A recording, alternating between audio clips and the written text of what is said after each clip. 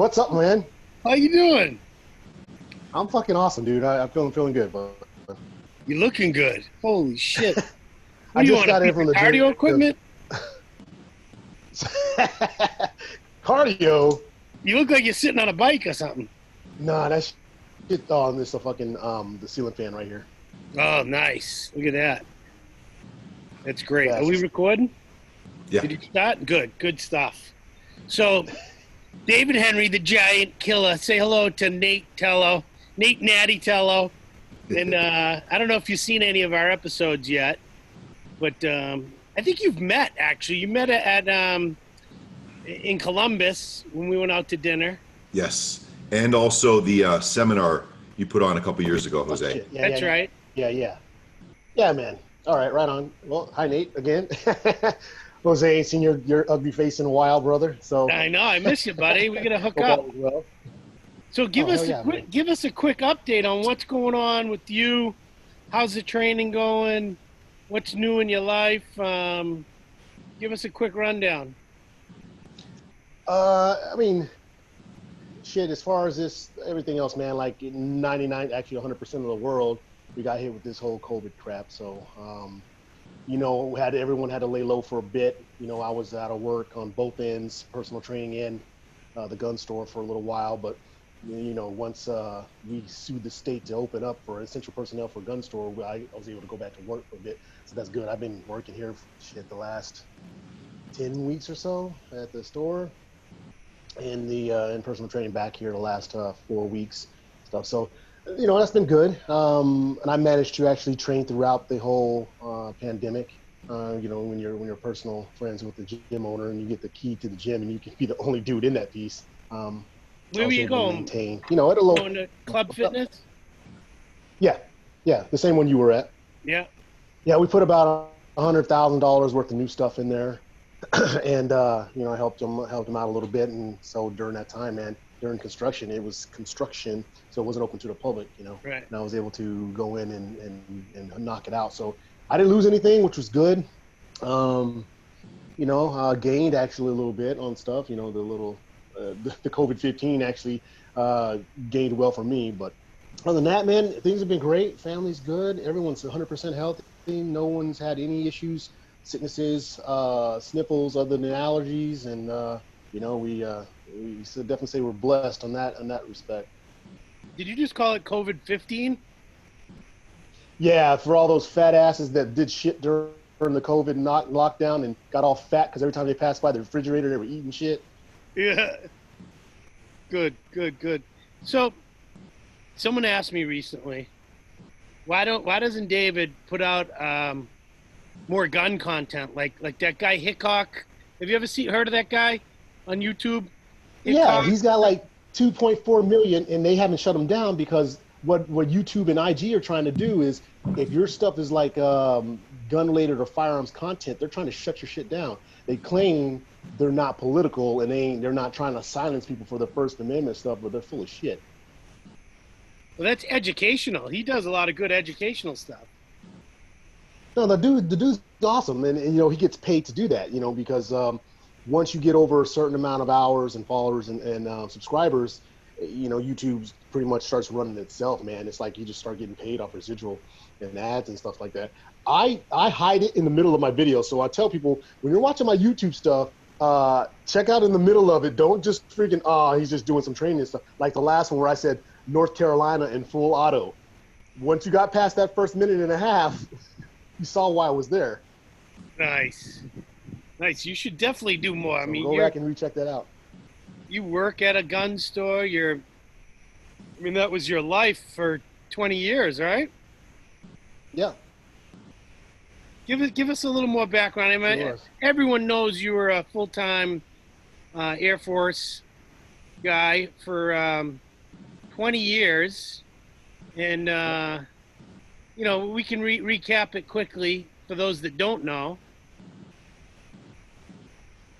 Okay, yeah, no, I mean, yeah, I'm a 20-year retired Air Force Master Sergeant, E7. I'm a weapons flight line specialist, if you will. I did weapons flight line stuff for the most part.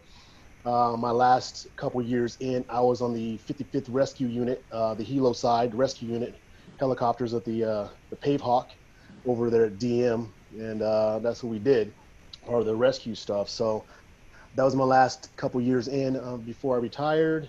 And as far as I know, during that time, I was the only active duty person that was a pro bodybuilder, at least in the 212 and stuff. Now they just hand that shit out to everybody. So it's like, can you breathe? All right, you're good. Here you go. What year was that when you were deployed and you weren't able to compete at all? 2011. Okay. That was a good year.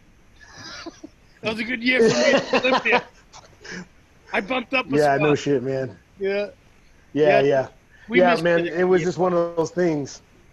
Yeah, it was, there was some stuff going on overseas, and we needed to get out of town. And unfortunately, everyone else, when you're not the only guy that comes to work, or actually when you are the only guy that comes to work every single day, not broken, not sick, and you really have no excuses for anything, you're it when it comes to deploy. Everybody else has got bitches, gripes, complaints. Oh, my wife's going to leave me if I go, or other, judicial punishment crap that they got going on, and they can't go. So they move down the list, and they're like, Team David, Master Sergeant David Henry, I guess, you're it. I'm like, fuck. So it is what it is, man. Everyone signs on the dotted line and raises their right hand to support and defend the Constitution of the United States against all enemies, foreign and domestic. So that was my job. Yeah. We thank you for that, buddy. Not enough people are give you enough recognition to you and many of our armed services. So trust me, that's a sore subject right now, dude. All these jackasses and run around with running their mouth on shit they're lucky that they get the right to do because of the sacrifices of our men and women in uniform. That they get to sit out there and be assholes on the street and tear shit up. Exactly. I wanted to ask, but I didn't want to get too political. But my wife actually said something this morning about what are your thoughts on like the Colin Kaepernick stuff, kneeling during the national anthem. Where do you stand with that kind of stuff, and how you feel about it? My wife, she's also a smart woman when it comes to keeping me from getting in trouble with my mouth on how I feel about stuff too. So with that subject, I'm going to have to decline for an answer, just because, I don't want these narrow-minded sons of bitches getting on my freaking stuff and start throwing their crap my way. I'm like, you know what? At 45 years of age, I'm all set with the bullshit, guys. Seriously, don't bring it. Because I've had it. I've had it up to freaking as tall as I am. 5'5", I'm a Smurf, man, but I've had it over my head with the crap that's going on, man. So you can basically answer it without answering it. That's correct. That's correct. So they can read between the lines if they don't like it. Yeah. Good. I like to hear that. David, while you were active duty, how were you viewed by, sort of your equals, people that were above you within service? How did they view, in the bodybuilding world, you were a celebrity. You were a very big name, winning the Mr. Olympia, always in that mix every time Olympia, Arnold came around, cover of magazines, all of that stuff. Was that something that your peers admired about you, or was it something that, not understanding the sport, they might have found silly? That's actually a question I got quite a bit during earlier interviews and stuff too. It was a mix, man. I mean, I really had the people that were equal to me and everything else thought I was always trying to get out of work. I'm like, dude, seriously, I compete twice a year. How am I always out of work? So that was the appearance. And unfortunately, people's appearances, they elevated to make it seem like it's an all the time thing. Was I eating all the time? Well, yeah, but I did my work too. I'd have a chicken breast in one hand and I'd be driving the truck with the other just to get the stuff done. So, I was still getting my work done at or above expectations. And as long as that was the viewpoint of my supervision and stuff, when it came time to go TDY or go compete or guest pose somewhere, they didn't have a heartburn with it, man. They thought it was a good thing because there's people that would come over from other squadrons, other bases, and know I was there, and, you know, come into the shop and want to get an autograph and stuff like that. And I didn't let that stuff go to my head. I never do, and I never have and never will. It's just cool to be recognized for a good part wherever you go, that, you know, you do exist, and that they can actually come up and say hi, you know. So didn't get a lot of animosity from the higher ups at all. I got a lot of pushback from some of my counterparts and stuff because they were fat POSs and couldn't get out of their own way to save their ass, but I could. So they just, you know, it's one of those things that no matter what you do, you can't make certain people happy. They're just on the wrong side of the bed all the time. That was those guys.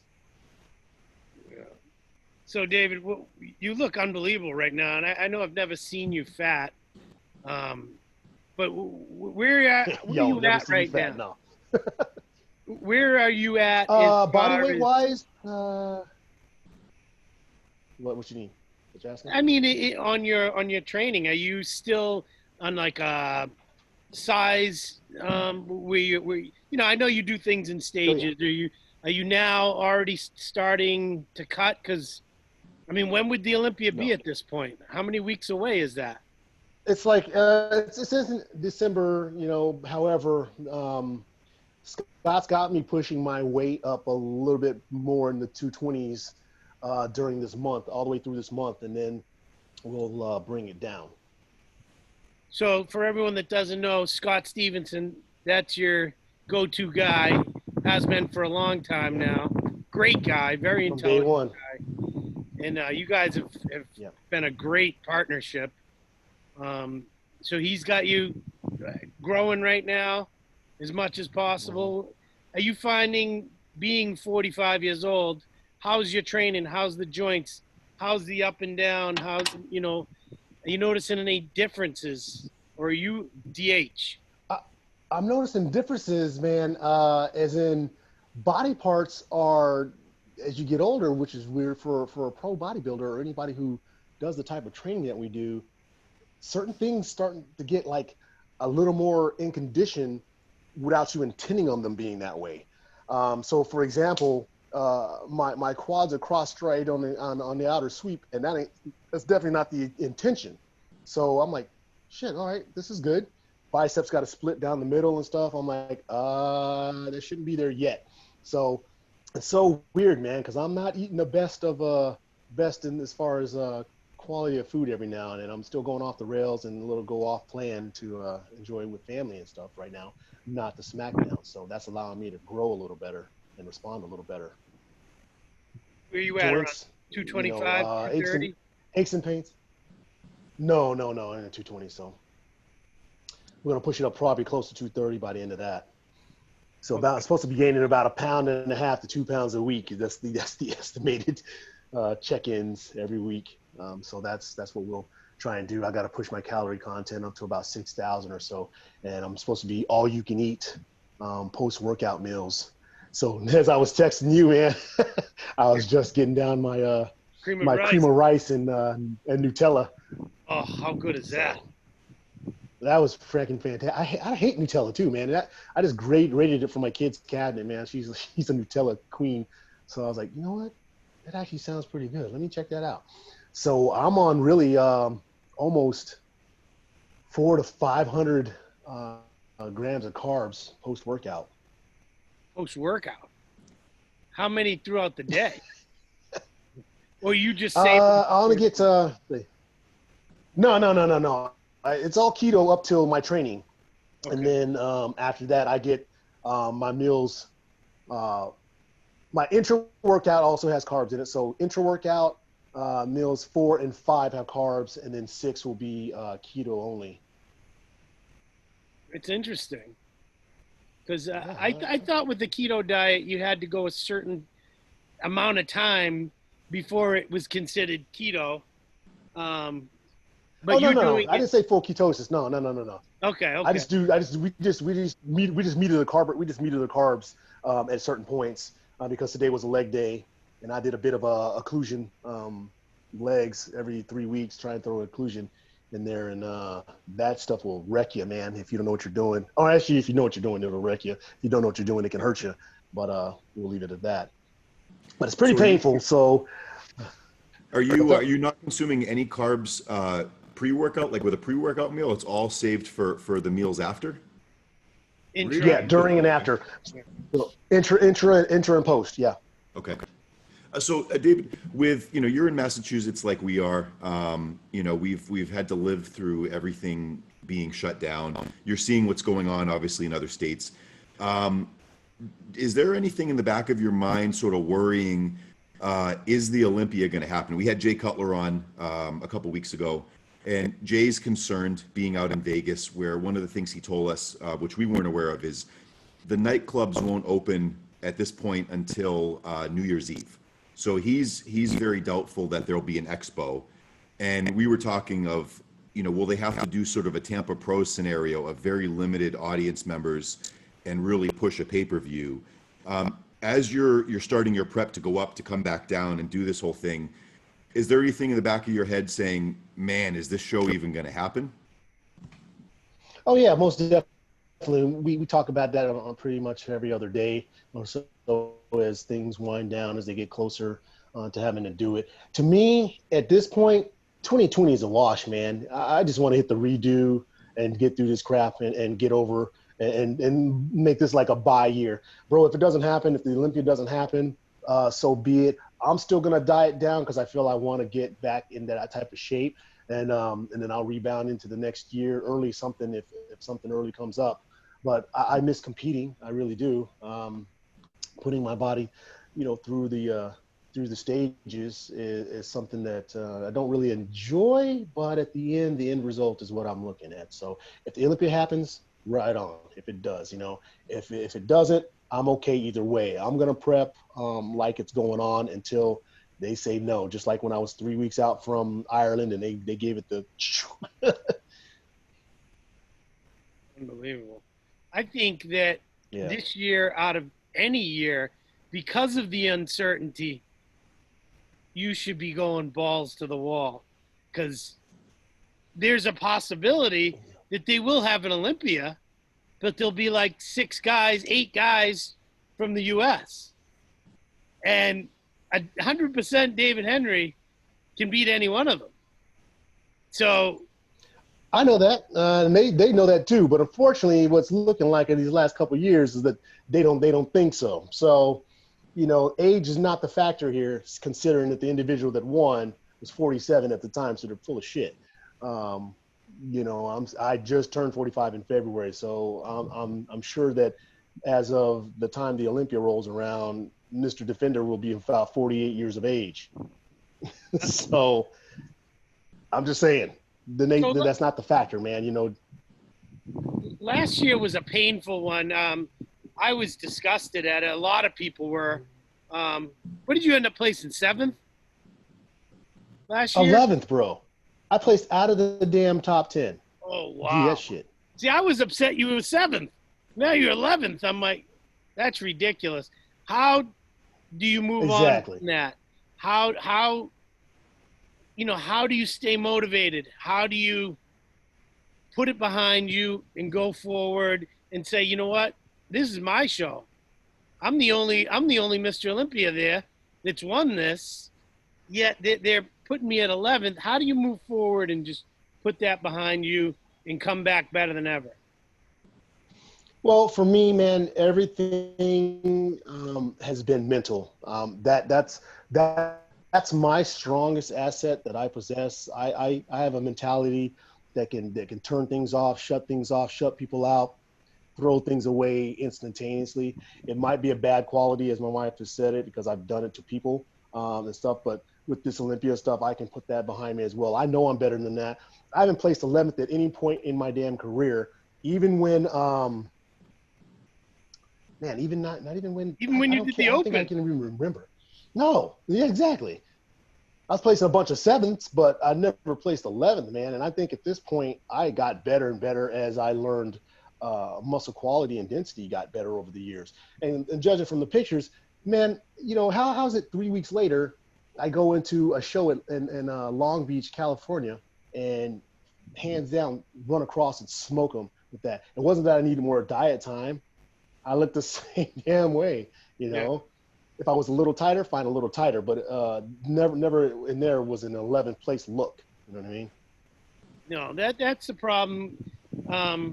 Like it or not, the judging, if you don't have the same judge at every show, you're going to have different results. And each judge has their idea of the ideal look they're looking for. So if you get a guy that is looking for something else, you're in big trouble. And you know, that's part of the game of bodybuilding that you got to accept it and move on with, or don't do it. But it is the part that turns a lot of people off, is that. Well, Jose, you and I both been on stage, man, for some things, and we'll talk offline about, you know, some of the other stuff. So, oh yeah, and we have. For those that don't know, Jose and I have been on stage, you guys. For those listening around the world, we've been literally around the world with each other on probably every single time I was at a show outside the States. You know, you were there, you and Guy. So you two knuckleheads, we witnessed some shit. Oh yeah. You know. And from our viewpoints down to that area, so we'll just leave it at that and not try and get in hot water with what we got to say. So we'll chat offline about that. But yeah, it does turn a lot of people off when they see that someone that they saw training their balls off in the gym, looking absolutely stunningly ridiculous, goes into the Olympia and gets an 11th place finish. Yeah, I was highly disappointed. So let's move on to the next question, which is. The Tampa Pro. Did you get to watch the Tampa Pro? I didn't watch, man. What happens is I disconnect from bodybuilding if it's not my time, because I'm not trying to care about who's the latest hype coming up and stuff like that. I did catch the pictures.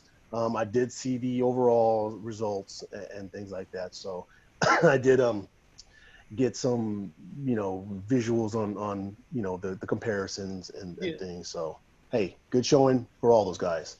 Yeah. So you might not be able to answer this question then. You got George Peterson, who's, you know, he's the only person that I know of that I can compare to your back. You both have that hanging, meaty, he's got a great back. Striated back. How do you feel he's going to be going into the Olympia?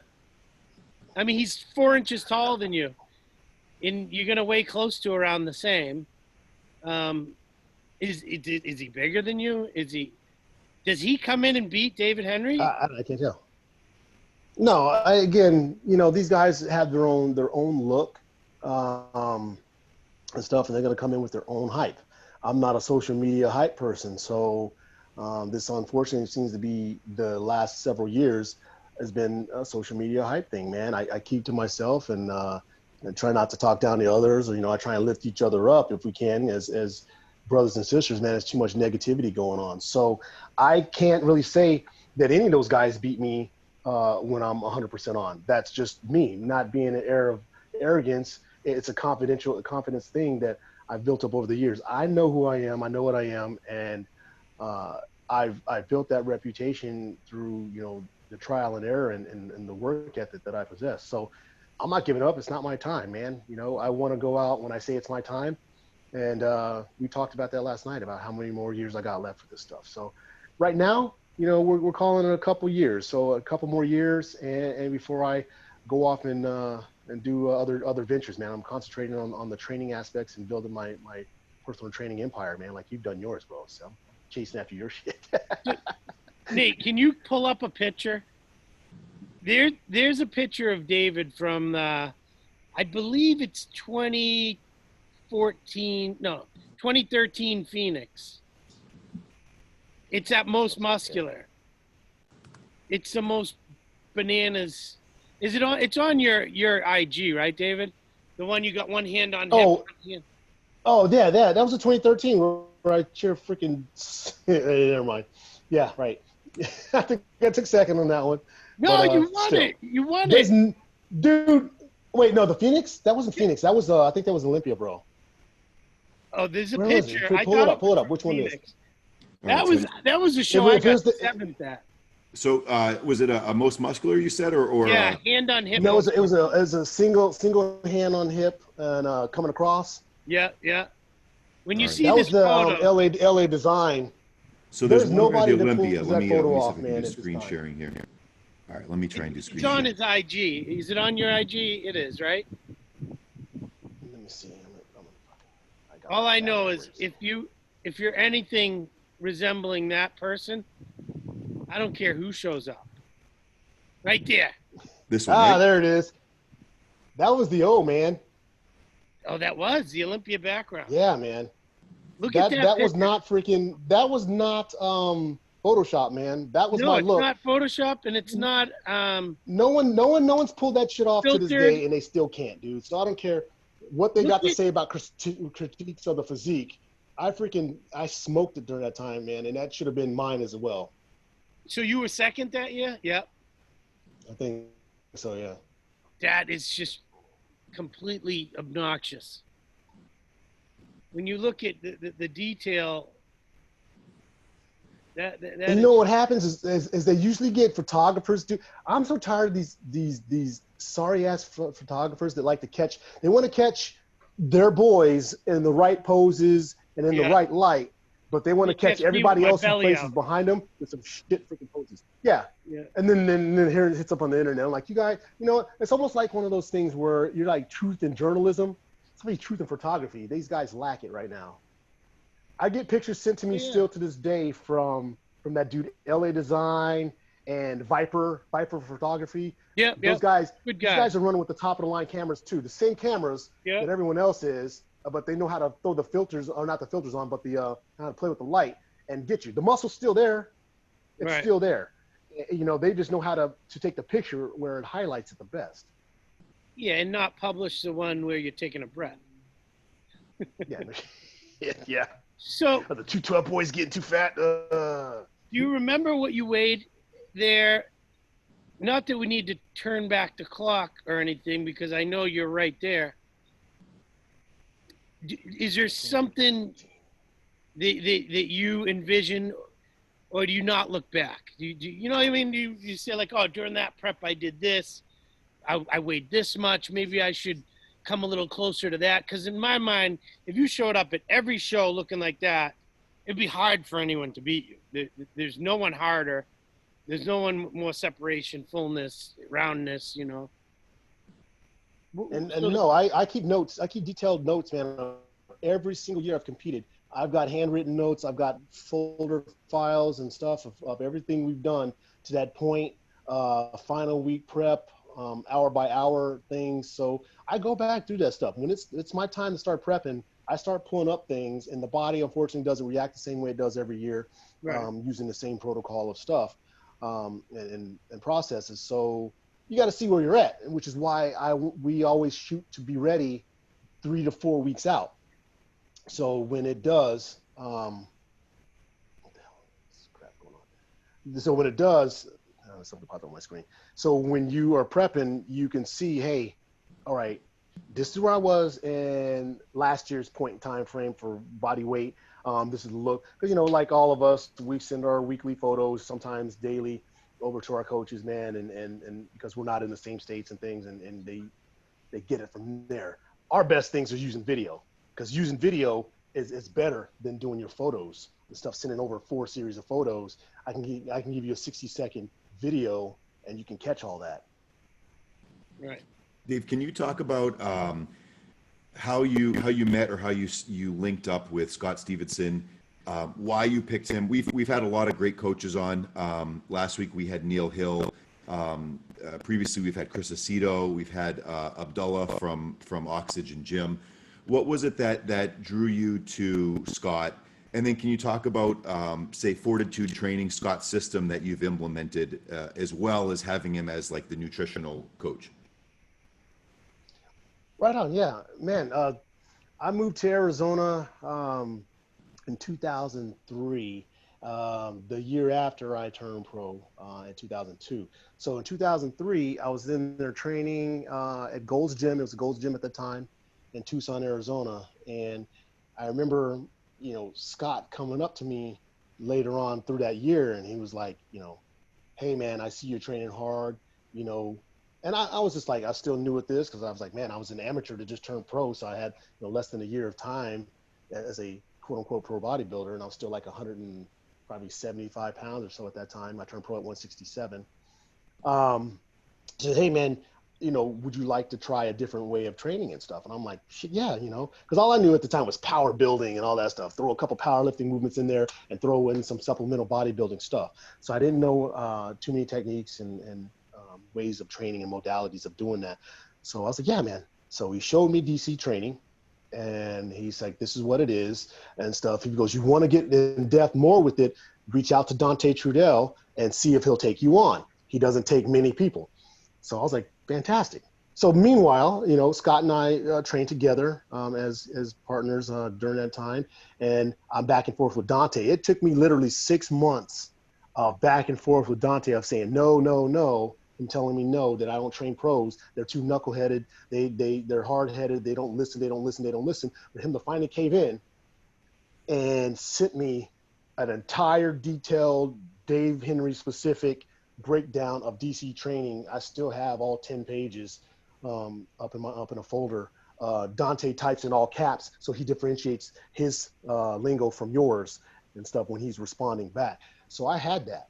And at that point, Scott was like, badass, let's run your DC protocol that Dante laid out for you, and I'll train the same way. And we did. And I made great freaking progress. And that's when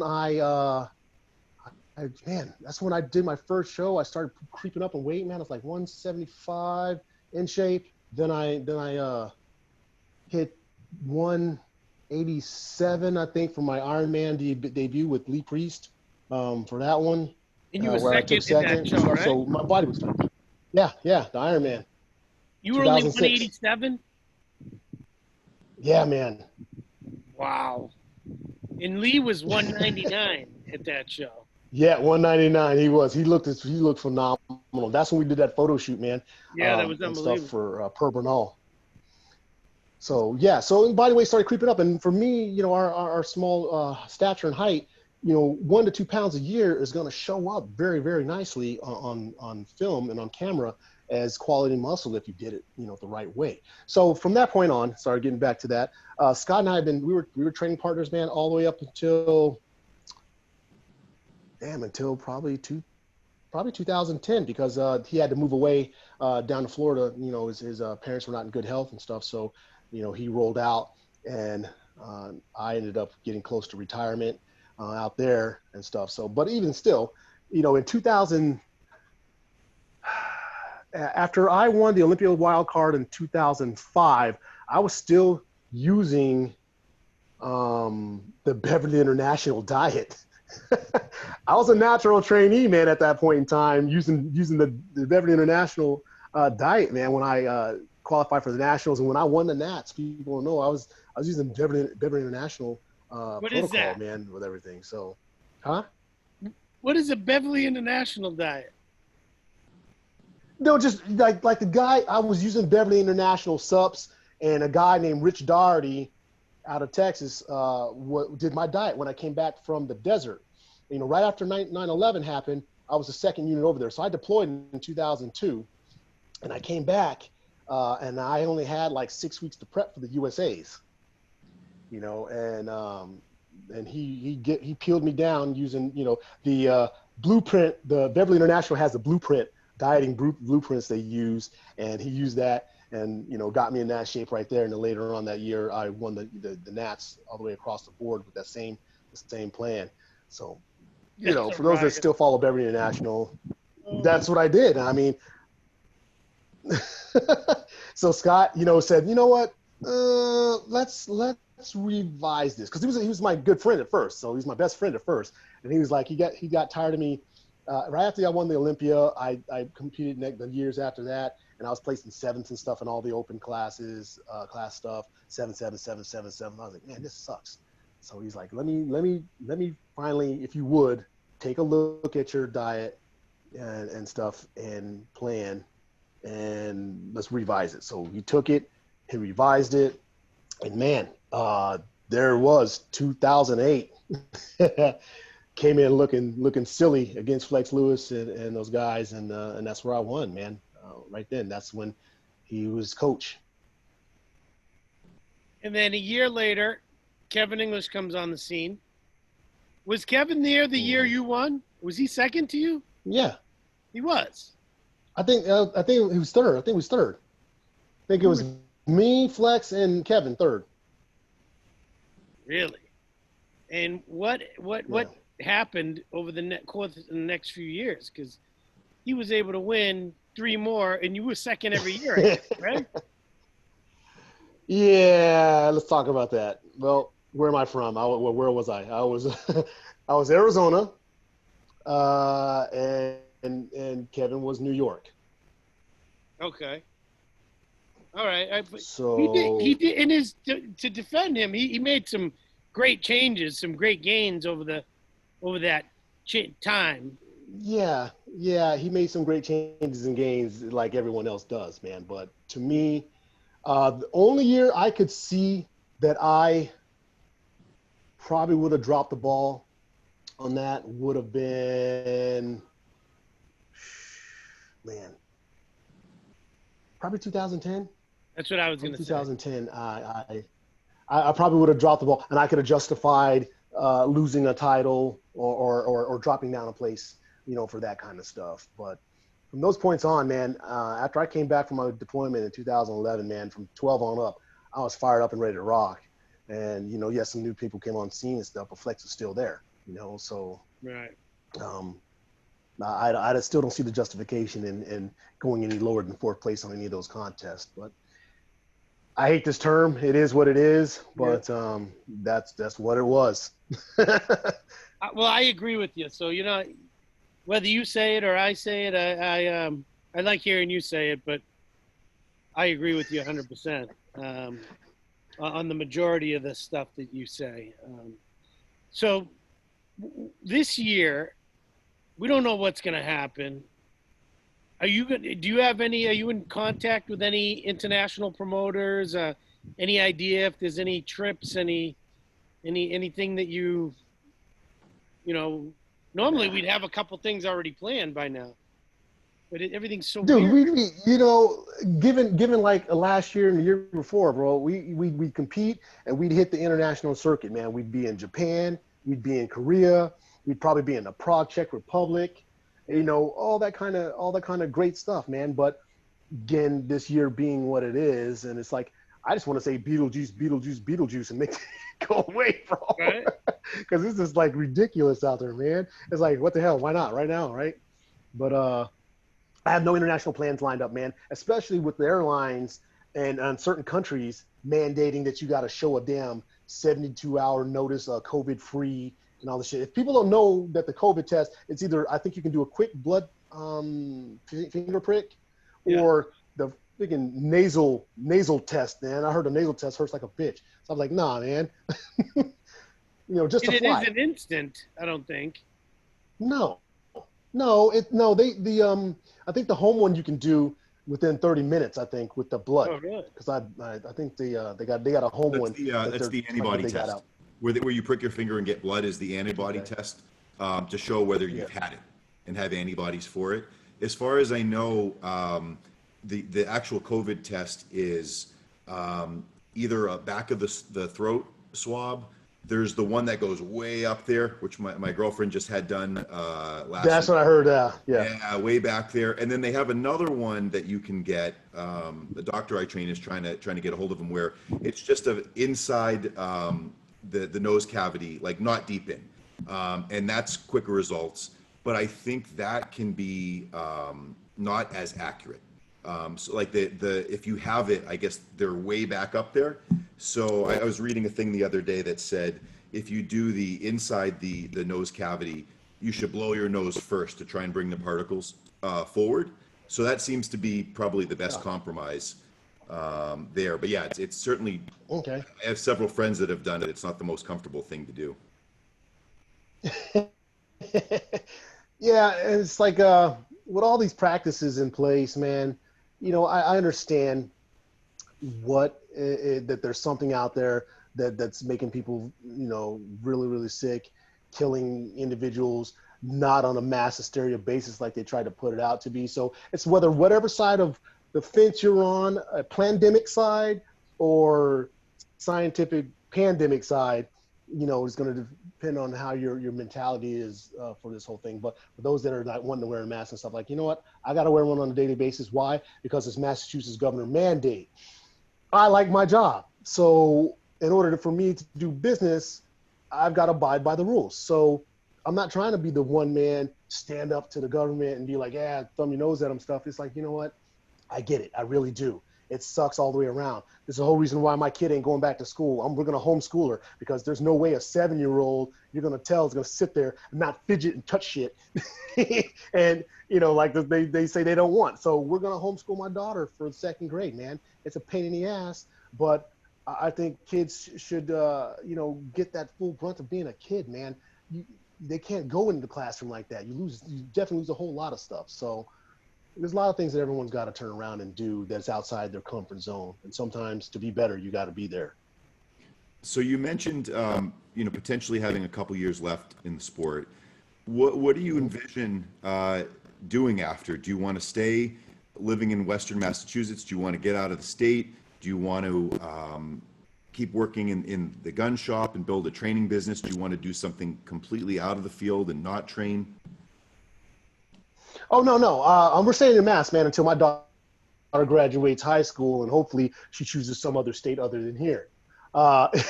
Anyway, so I got another 11 years to think about it. So, but no, I'm not going anywhere, man. I'm going to stay here. Like I said, I'm building my personal training business, man, is blowing up and things. And I love it, man. I really didn't think I'd like it as much as I do. And I do. So I'm going to put my concentrations into that and being a great all-around coach for limited people as well, and doing that. Gun industry, I'm gonna stay in the gun industry, of course. That's just where I'm at, just where I'm comfort at. That's where my subject matter knowledge shines and things, and probably be an instructor out here for that kind of stuff. So those two will definitely take my mind off of competing. I'll still be in the gym. I'll still train, but damn it, if I want to go out and have a couple of Momo's donuts, then I'll have some donuts. So are you doing, I know you're doing in-person training. I've followed your Instagram where you're taking select clients. Are you doing online coaching as well, or are you staying clear of that? Yeah. No. I've been doing that, man, at the same time. And those are at the same time. I just signed up 2 more dudes, man. So I hit the ground running this morning, just trying to do diet and training protocols for my international people. I've got a guy in the UK right now. I train via like Zoom like this 4 days a week on top of him coaching him. So that's awesome. Every morning. Yeah, exactly. So at 6:30 in the freaking morning, because it's 5 hours ahead in the UK, like Sunday, I got a Sunday, Monday, Wednesday, and Fridays. And he's taking me around like the pocket coach on his phone.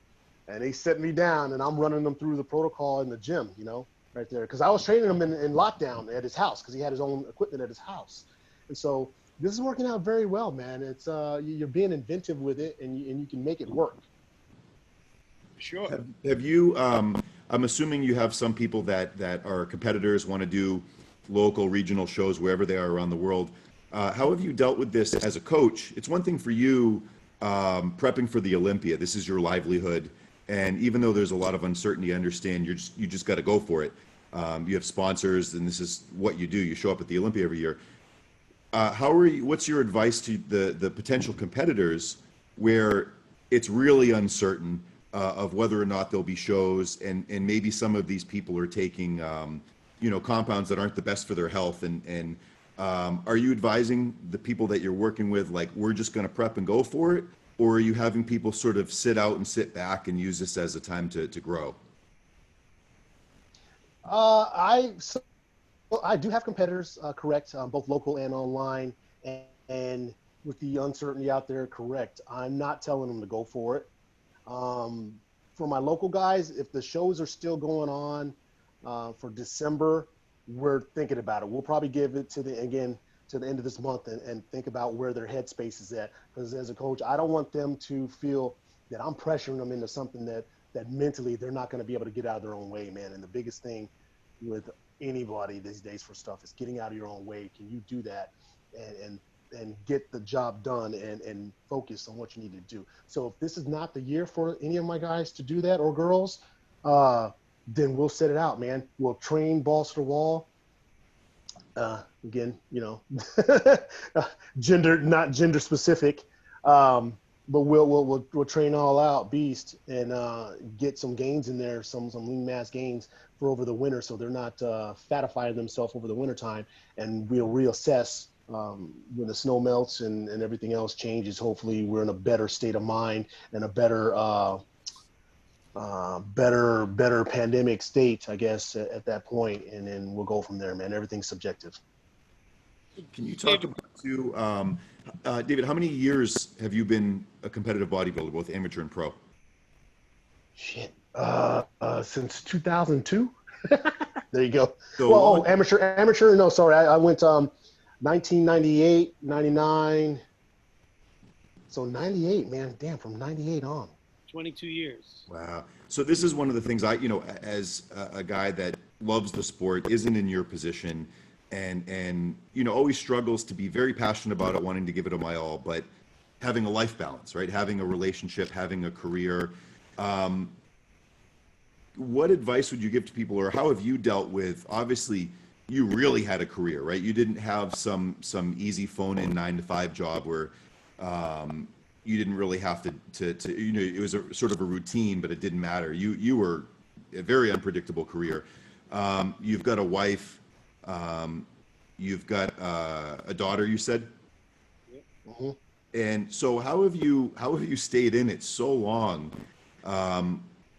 while being able to balance all of these things, your career, your wife, your daughter, and still have the love for it to keep coming back every year?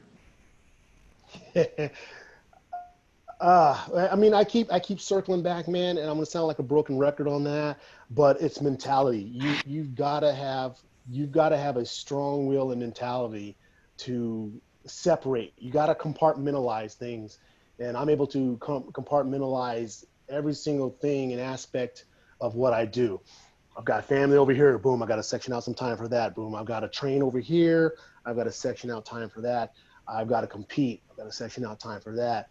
Now, as a coach, boom, Sundays are my days. Sunday, I sit down like yesterday and I go through my check-ins, I do diet adjustments, and any other stuff I've got to engage in during that time frame. So I'm pretty much 7 days a week, man, I am doing something. I can't be one of those sit still individuals. I tried that for a year after I retired. That didn't work out so well. So I had to get up and do some stuff. But balance, man, you got to find a balance. You've got to have people that are in your corner that support your endeavors. And when they do support your endeavors, you can't force that on them either. You can't make them engage in being a bodybuilder, their life, that lifestyle, that kind of stuff. Let them know that this is your adventure. Hopefully they understand that, and try not to be a jerk about it. The quickest way to alienate yourself from the entire family scope of things is to be a jerk off while you're on this road. They say it's a solo adventure. It is, because you're doing it, you're eating it, you're the one eating, you're the one training, but you need a background of people. You need your village, you need your team, you need some mentalities back there that can steer you in a better direction when you seem to go off the rails. So once you can do that, you can compartmentalize, you can section those times out, do that stuff with a smile the best you can. I understand there's some things that are really, really hard to do, but you're going to have to put up your big boy pants and panties and get this stuff done. You know, no one's going to do it for you. It's just part of being that adult. That's that whole adult thing that I said I'm all set with, man. People need to step up and get some things done. If you want to live this life, this is what you got to do. If you don't, then no one's forcing you to do this. This is all voluntary. Everything in life is a choice. You're making the choices to do this. So no one's forcing your hand to do any of these things. So do understand that it comes with some dramatic upswings and some pretty damn bad downswings with some stuff. So you can fall quickly into the pit, but you got to segment some stuff. So I know Ron Harris had you retiring last year, but when? Yeah, Ron Harris got an earful. I know, that's why I'm busting balls. I'm sure he told you. Yeah. Call him on it. So, have you thought about it, or is it something you even think about? You just training, competing, and it'll hit you when you do, or is it something that you plan and think out? I know I had to because I couldn't do it anymore. I couldn't train anymore the way I needed to compete at the level that we compete. So it wasn't a decision. No. Retirement's later on. I said in a couple years, man. I'm gonna probably call it in a couple years. 2022 was probably the year that my wife and I talked about being done. You know what I mean? And because again, she's like, look at how they're treating you with your placings, you know, and stuff like that. And is it worth putting your body through that time and time again for them to shit on you every single time out there? And I was like, no, it's not worth it. But I still love what I do. I still have a passion to go in there and see my body work and look 100% different than the so-called other meatheads in the gym. You just have a look as a pro. You stand out and stuff. And as a coach, me, it's got to be you gotta learn by doing, and you got to look the part too. I'm not gonna have my trainees looking better than I am. It's just one of those things. I'm not gonna have to run around with a trainer on the back of my shirt. You're gonna know damn well that if I'm training this person, that I am the dude that's training that person. You Right. know, look like freaking Planet Fatness and run around with those guys with the trainer on the back of their shirt. And if any of those guys are listening, don't care. But you know, that kind of stuff, man. Nate wears a You trainer. just gotta. Who does? Nate. Do you? His says Out in public, yeah. I'll go out to a bar with it on, just to let people know. And he stands like this, and it says head trainer on it. Awesome. Nice. So, David, are you a stat guy? Do you keep track of how many wins you got? Do you know exactly how many IFBB wins you have? Yeah, 12. All right, fucker. So we're tied. We're tied, and you have time left. So Yeah. I don't A think couple anyone more other would be good, than man. Flex, I like to even note. I think only you and I and Flex have the most wins. Out of the 212 guys. Guy somehow racked up 7, he said. He said somehow. I think he counts, He'd be all pissed if he heard that. 2, though. He counts his second places as wins. But yeah, his should haves. Too funny. It's something I think about. I'm like, fucking, I know I had 12 wins, but then you started creeping up. You had that Ireland win, then you had Japan. You just keep winning. I've got I had Dexter Classic. I've got 2 Sheru Classic wins. Yeah, you bastard. I was second. Phoenix, Europa. That was a great trip. Yeah, man. Those have all been really good memories, man. And I wish people could see the kind of camaraderie that we really possess, man.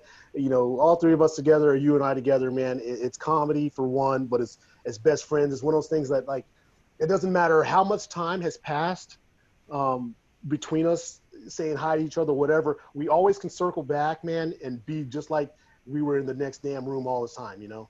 So, Nate, I got a story to tell you real quick, and to the audience, people that probably never heard this story.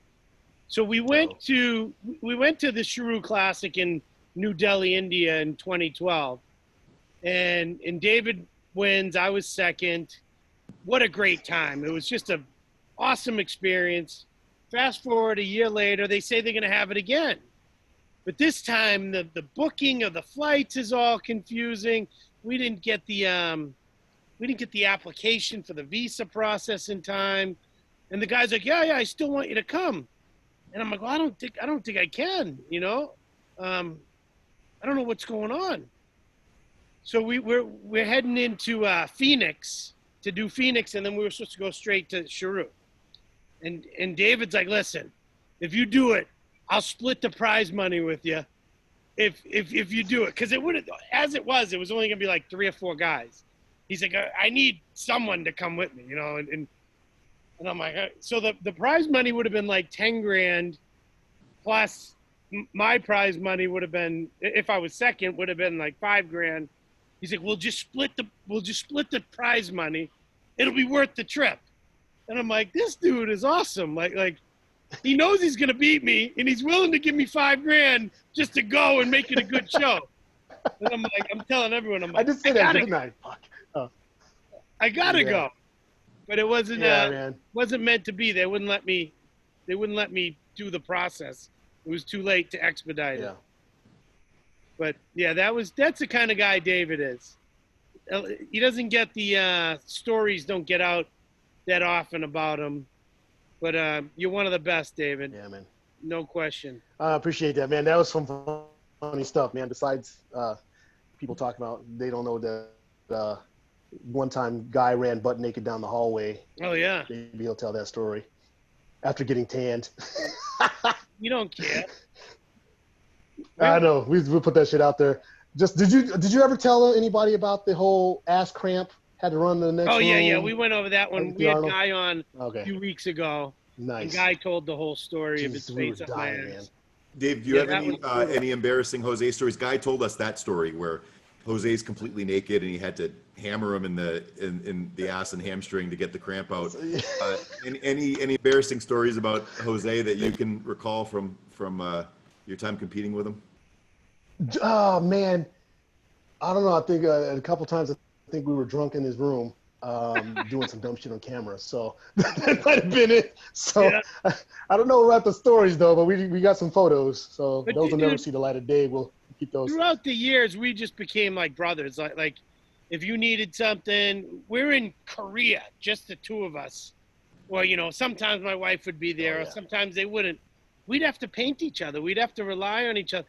Where we knew it was going to come down to us in one way or another, whether it was first and second or second and third or whatever, but we still had to make sure each other was at their best, whether it be you need some food, you need some, you need a diuretic, you need some tan, whatever. We always helped each other out for years and years and years and traveling together. And just like that last story, he was willing to give me prize money just to get me out there with him. It was just amazing time. Yeah. I miss it already. It's been a year and a half, almost 2 years now that I've been done. It's crazy how fast that time goes. And I miss it. That's why people are like, oh, you're going to come back? I'm like, I mean, realistically, probably not. But I am training. Nate knows. I just banged out 315 for 20 reps on a close grip. So my strength is coming back. Nice. My motivation is there, and I mean, your body doesn't always follow what your heart and your mind want to do, but I would love to be able to, if I could do it without embarrassing myself, because, third call out is not a comeback, No, man. Yeah, I know this firsthand experience. That sucks. Yeah. Watching Kevin Levrone come back after – I had never seen Kevin outside of just complete beast, like one of the top bodybuilders in the world. And then when he came back, it was like, I love the guy. I think he's amazing. But it's just that's not what I want to remember of Kevin's physique, And I don't want to come back. Flex as well. Same thing, I mean, they're coming back 10, 12 years later. Fuad's probably the best example, right? He may be coming back, might be doing Boston Pro, Chicago Pro, but he's kind of where you are of he's had a bunch of injuries and he doesn't know what his body's going to look like. Will it bounce back and look like it did 3 years ago? Yeah. But he's still 10 years younger than those guys were. Right. He's Fuad's 44 maybe, and he's a big guy. I don't think he's had any extraordinary tears that you can visibly see. His tore his tricep last year. But he had surgery. Yes, had the surgery. Exactly. Right, so he's reattached. It'd be interesting. I'd love to see him come back. I mean, just for the story alone, So he's watching his podcast. He's 10 weeks out right now. I want to say from maybe Chicago Pro, something like that, either Chicago or Boston. Nice. And but it's that kind of 1 foot in of I'll make the call 2 or 3 weeks out. you That's know, tough because to like I do. don't like how I look right now, but we'll see if something changes. Yeah, that's tough to do because Yeah. that means you have one foot in and 1 foot out, and Yeah. you can't prep for a show that way. You have Right. to be No. 100%, and then have someone tell you last minute, no, you're not doing it. Yeah. You know, Yeah, yeah, yeah. There you go. That's a you'd better way have to to have go. like a Scott Stevens be like, yep, nope. We're, you know, and I would have Chris. Chris would tell me honestly, like, because he'd be all for it. Let's do it, you know. And then you would see improvements. Things would start falling into place. But then I would say something like, dude, if I can't at least look like I could possibly win or first call out, I don't want to do it. So one interesting question, David, I'd be curious to get your take on this. You know, Jose and I were talking about this the other day of people at all levels coach hopping. From obviously there's the pros Yeah. like a Ramy to small town local guys that might win a show and then coach hop even after, you know, there's always, the grass is always greener. Somebody has some secret protocol, some secret something, right? Have you had some of these coaches? You know, there's obviously the stereotype. I've heard people talking of, say, George Farah approaching somebody and say, I can get you to win. You know, did you have people approach you, or did that ever cross your mind, say, after last year's Olympia, where the placing was terrible and not at all deserved, but was there that thought process of, you know, like Jay Cutler working with Hadi, of maybe if I worked with something different, the result might be different? Nope, not at all, man. Again, it's my mentality. You dance with the one that brung you, man. And if people saw that on my IG post, man, that's true statement. And Scott said that from the beginning. I'm not jumping ship and going somewhere else for stuff that includes relationships when when you haven't done your work. If you haven't done enough to save something, to save your marriage, to save your relationship, to save your career, don't bitch when it's over, man. So get back to the basics, get to the one that brung you. If what you did got you to your top levels, stay there. And if the person that was part of that is still here, then most definitely. Scott has been in my corner from day one, from taking me on board. I don't coach hop. I know there's some that have. I've had a couple clients that have done that, and I had to quickly can their ass. And I don't normally try and fire clients, man, for shit like that. But when I know, you know, and they start name dropping and stuff like, I'm like, you know what? You're not going to drag my name through the mud like you just did there. So we're just going to go ahead and call that a wash, brother. And best of luck to you. So I don't believe in that. I hate that. I hate the guys that just did a couple shows and now all of a sudden they think they're the coach, because here's what they're doing. They're regurgitating the same information that got them to their level. And that's not fair for their coach to put time and effort into them.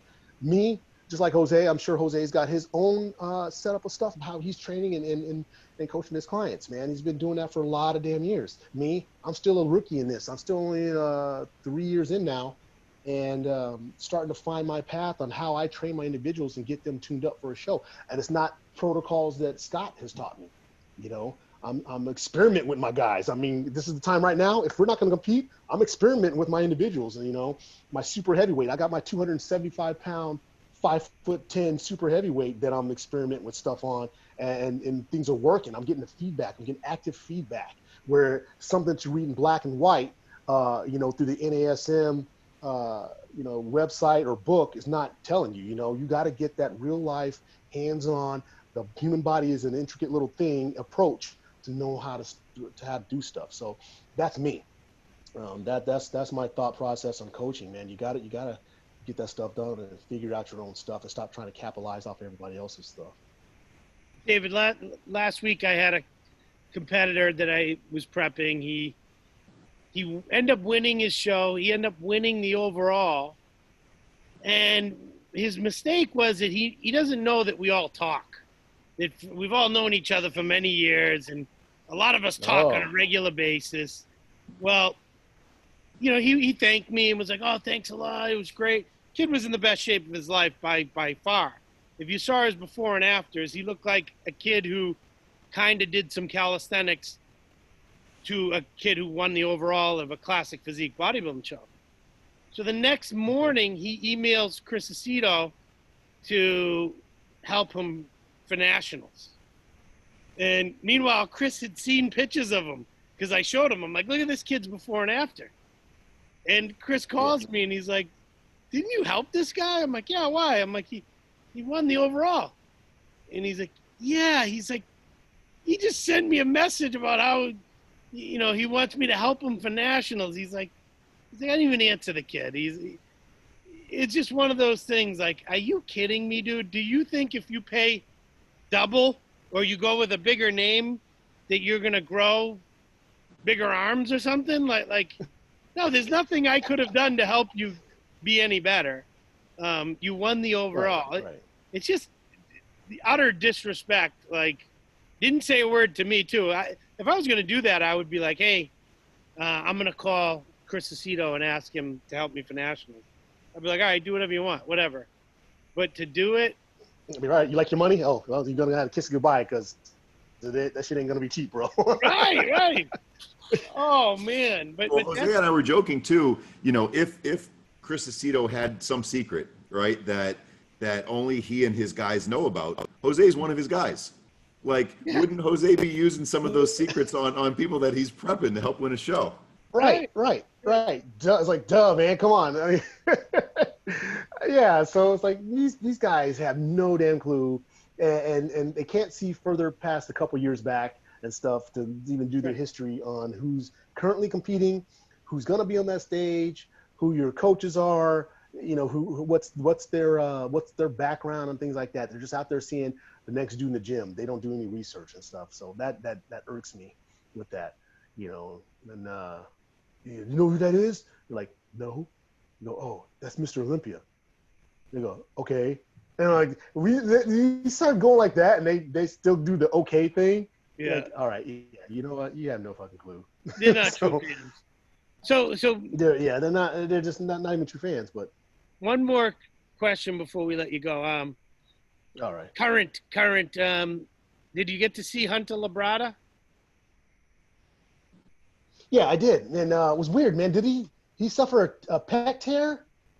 Yeah. You know what's funny? I didn't notice it until I saw that shit. My wife was like, "Hey," when he was hitting his class most muscular, you saw the indentation up in that side. Yeah. And then when he raised his hand overhead, you could see a little shallow in there. So I didn't know that.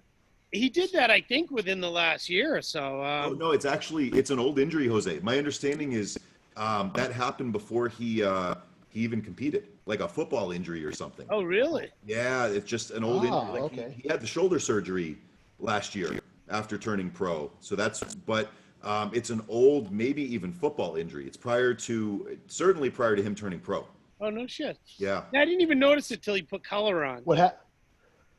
Well, it's funny, man. Whenever you have an injury or anything that's wrong with you, it highlights when you're peeled. You know, when you're peeled down, any of that stuff shows up. Yeah.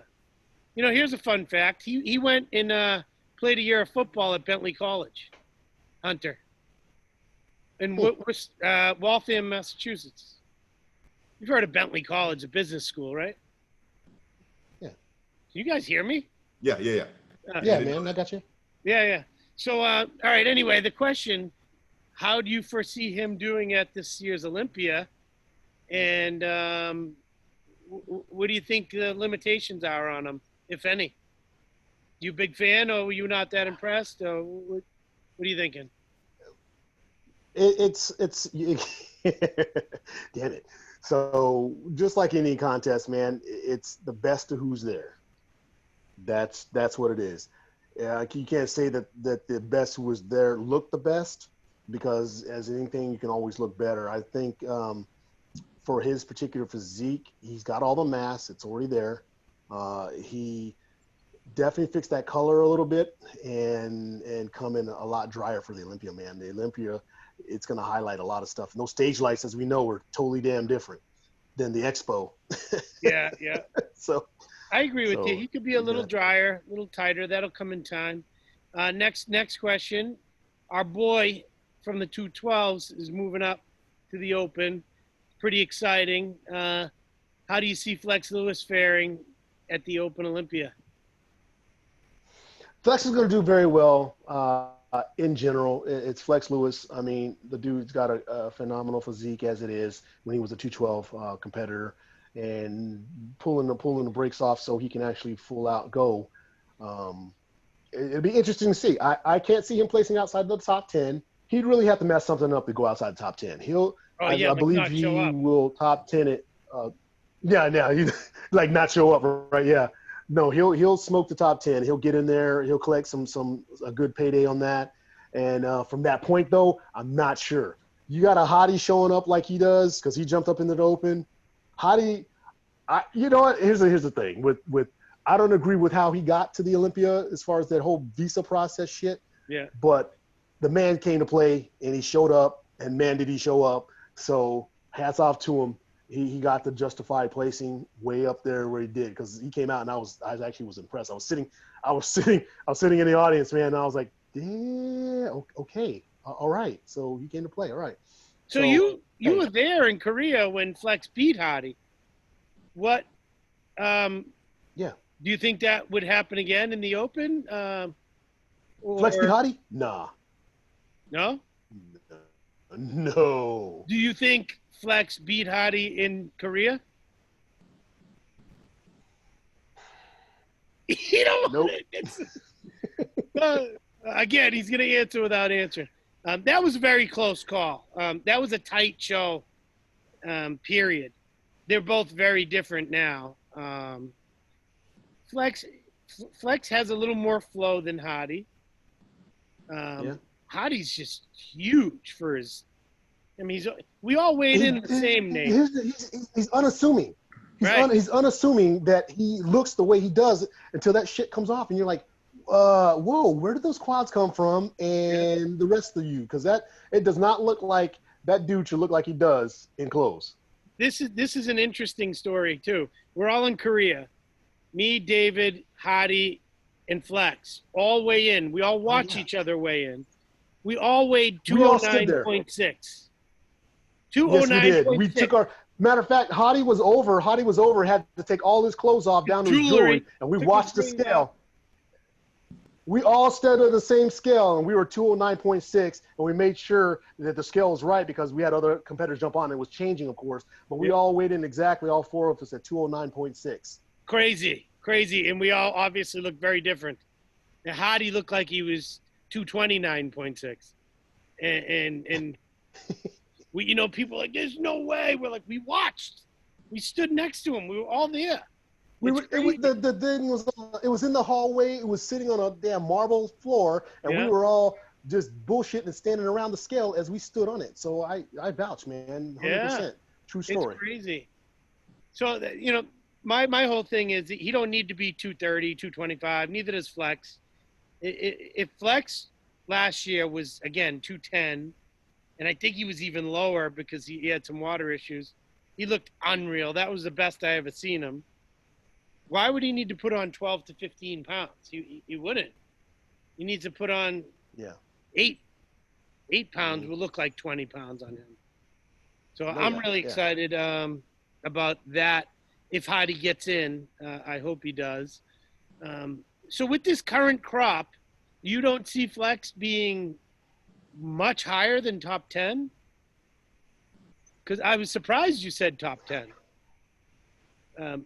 I'm thinking more like top 3 or better. Really? No, man. No, I mean, okay, so we'd have to see who is indeed going to show up for the Olympia, because now you remember during the shutdown, a lot of states were closed. A lot of these dudes could not train like they wanted to. And even now, with a lot of states closing back up and closing facilities, a lot of those guys and girls can't train as well to their level. So they may bow out of the Olympia altogether. If that does happen, and the Olympia is a limited personnel on both the 212 and the open side, yes, we could very well see Flex pushing the top 3 because the other people just won't be there. So he can do that. Right. It'll end up being Flex and Brandon and some other American. Yeah. You wouldn't have Hadi. You wouldn't have. I mean, the same with the 212, man. Right. Well, that's why I said this is as good a year as ever for you to go guns blazing, because you may not have a Kamal make it into the country. Then it's Correct, you correct. in Lunsford and Sean Clarita knocking heads. Correct. Even though Sean Clarita says he's the original giant killer. What do you have to say about that? The fuck? He's the OG. He's the giant killer. What is going on with that? No, he ain't the OG. How are you the OG of anything? You ain't been around long enough. No, he ain't. He's 35. No, I know he's still using that GK. Yeah. Yeah. So 30 something. I'm not sure. Yeah. Hey, So, you know what? He got one over because of the judges, man. They like the guy, so we'll give him that. Yeah. So apparently, something just was not in the cards to do that that year. So it's game on. It's time for me to play, man. Just like anything else, man. My head's still in the game. I'm not 1 foot in and out. I'm in when duty calls, man. So I'm ready to rock. Awesome, dude. Thank you so much for your time, David, and keep in touch. We'll get together soon. We'll do some training video. How's that? Either Dude, me and Nate will drive out to. Is your spot open, dude, or what the hell? No, we're having serious problems out here, so that ain't a go right now. But I got a lot of. If you come to Club Fitness, man, again, you got to wear the mask. So just fucking whatever, we'll make that shit work. But either way, yeah, you can come out and train, man. West Side, it's still fine. Yeah. All right. Anything else you want to promote? Let people know how they can get in touch with you. If you want, David. Yeah, man. Just you guys find me on. Yeah, IG, man. Everybody can simply find me on there. But DavidHenryTraining.com is the coaching application. dhenrypro.com is the website itself where you can get to that. I'm doing limited spots online, and of course, and I'm not taking everybody on that. I usually keep it around 10 to 12 online, and that's really about it. That's where I think you can really keep it to a personal basis, again, in my opinion. We were just talking about that. I'm not sponsored. Yeah. I'm not sponsored anymore by Earth Nutri. Is anyone? We'll leave it. Yeah, I'm not exactly. I am pushing True Protein though, because Dante Trudell's been in my corner from day one. Even in my Muscle Tech days, I was still using True Protein. So they'll be like, "What the?" Yep, I was. So True Protein's been awesome, man. Those guys have grown so much now. Now it's TrueNutrition.com. So Dante Trudell has been fantastic because remember I got my start with DC training. So that guy's been with me and told me I didn't get the justice I deserve and stuff. So he's helping me out on that. But other than that, unsponsored free agent kind of stuff, coaching my people, personally clienteling them. I'm rocking and rolling, man. Family's good. I saw you over there on your side, man. Hope all is well with you, man, and you're getting through it and stuff. I'm always here as an ear if you need to shoot. Appreciate it. Talk about whatever, man. So thank you guys for contacting me, allowing me to be part of this podcast. I appreciate every opportunity I can get out there and do some stuff, man. Of course. This will be up soon. We'll be in touch. Thanks again, brother. Right on, man. All right. We'll talk. All right, my man. Peace. All right, Nate. We'll see you, man. All right, take care, David. Later.